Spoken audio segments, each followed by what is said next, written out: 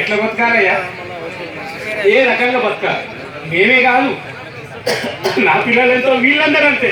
కడుపు మండి బాధతో చేస్తున్నారు తప్పించి బల్బులెక్కి కోపంతో ఎంత లేదు. ఇంకా ఒక పోలీసు సహకరిస్తూ పాపం వాళ్ళ కడుపు చల్లకుండా వీళ్ళని రోడ్డు పాలు చేసిండ్రు అనేది వాళ్ళకు కూడా వచ్చింది.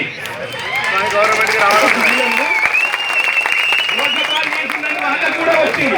అది మీరు మీ వెనకాల ఉన్న దొంగలను పక్కకు పెట్టి, కేసీఆర్ గారు దొంగలను పక్కకు పెట్టి, చెడుగా చెప్పేట వాళ్ళని పక్కకు పెట్టి మీ బిడ్డల లెక్క ఆలోచించి వీళ్ళందరికీ ఇంత అన్నం పెట్టిన ఆయన ఎల్లకాలం మీరు 100 సంవత్సరాలు బ్రతుకుతారు. మీరు 100 ఏళ్ళు డిసైడ్ చేసి రేపు పిలిపించి బిడ్డ మీకేం కావాలి అని అడిగి ఊబర్ సిఏకు అయ్యా ఊబర్ సిఏని పిలిపించి చేసి మీకేం కావాలి అని మీరు కనుక మాకు ఇంత అన్నం పెడితే మీ ఫోటో ఇంట్లో పెట్టుకొని ప్రతి ఒక్కరు ఇంట్లో పెట్టుకొని పూజ చేస్తారు.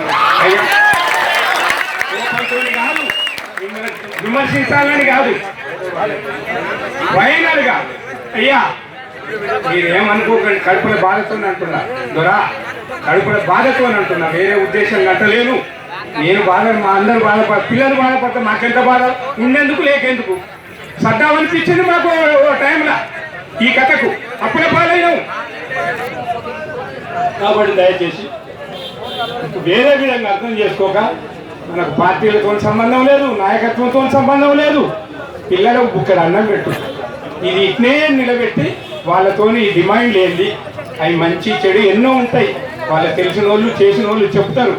ఒక సెక్యూరిటీ కనిపించి వాళ్ళకి ఇంత అన్నం పెట్టండి. మీరు వాళ్ళు కోటీశ్వర్లు, వాళ్ళు ఉన్నోళ్ళు వాళ్ళు కాదు, లేని వాళ్ళకి అన్నం పెట్టు. మీరు ఎల్లకాలం మీ పేరు ఎప్పుడు ఉంటుంది నాయన.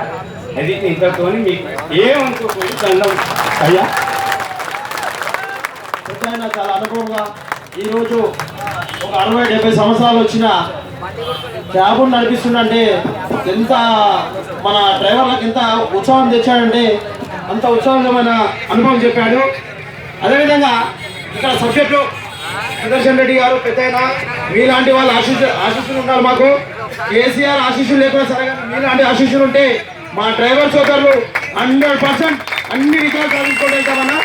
అదేవిధంగా అన్ని నియోజకవర్గాల నుంచి జేఏసీగా ప్రతి ఒక్క యూనియన్ వచ్చింది, వాళ్ళ యూనియన్ సభ్యులు వచ్చింది. కాబట్టి